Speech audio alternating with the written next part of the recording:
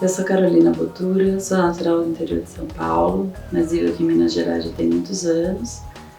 Minha história nas artes, ela passa inicialmente pelo teatro, pela dança, pela música, e só depois de muito tempo que eu fui começar a experimentar com a pintura, indo para o espaço com objetos, com pequenos rituais domésticos, que expandiram para processos de investigação, de modos diferentes de se operar na vida, investigar as camadas da realidade.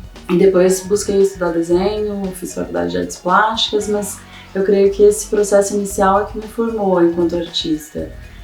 Nas minhas práticas eu não tenho a imagem tanto como um objetivo, né? As imagens são mais uma consequência de algo vivo, de uma experiência, de uma vivência.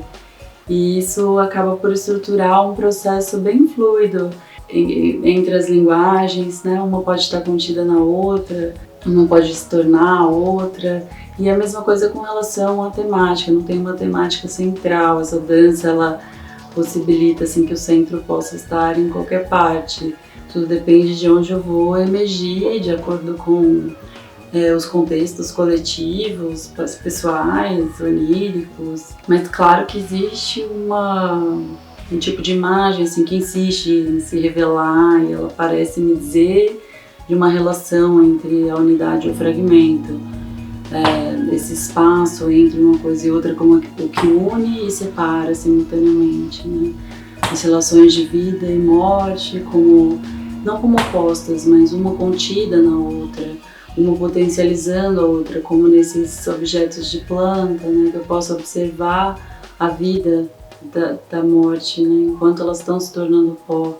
O pó como o primeiro e o último sinal do tempo. Me interessam essas ambiguidades.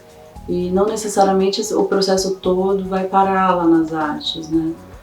No trabalho, as coisas quando não são mais elas também, eu acabo chegando numa aproximação formal entre imagens de destroços, de catástrofes, de guerras e imagens de divisões celulares, do Big Bang, de galáxias, aproximando, né, os fins e os começos, tratando-os como sinônimos. Me interessa muito essa fronteira, assim. No momento eu estou pintando plantas, mas não me posicionando como observadora, mas mais uma tentativa de adentrar a consciência da planta, de ser planta, né? Essa conexão com a natureza, não essa natureza que a gente nomeia fora da gente, mas a natureza que a gente é, criadora, essa geratriz, né, que cria, transforma. Mas eu vejo a arte como uma guia, como uma professora que ensina que esses processos podem ser vividos, esses processos de supervida, eles podem ser vividos fora da esfera da arte, na vida mesmo, né? Porque a poesia está no ar, basta que a gente respire.